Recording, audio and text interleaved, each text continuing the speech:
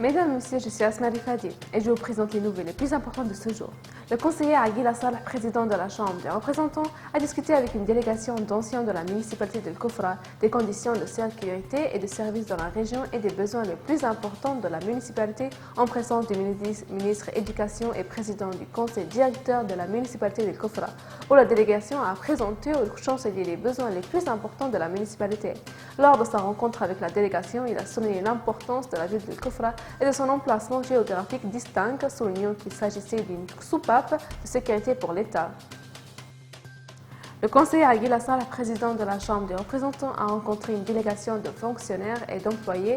Au cours de la réunion, son Excellence a informé la Fondation de ses progrès, notamment de la chaîne de Mustaqbal, du journal Diwan, du magazine Libi, au centre de formation au journalisme, des professions de la radio et de la télévision, de l'agence de presse de Mustaqbal.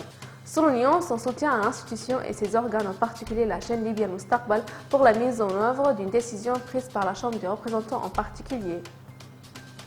Le commandement général des forces armées a consacré une attaque aérienne et terrestre menée par des milices et des mercenaires sur la base aérienne de Jufra.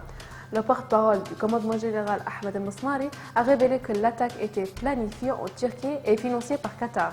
Le commandement général des forces armées a déclaré qu'il contrôlait complètement l'espace aérien libyen, soulignant qu'il poursuivait la bataille pour libérer Tripoli. La division de l'information militaire du commandement général des forces armées a annoncé que l'armée de l'air turque avait pu abattre un avion turc à Jufra.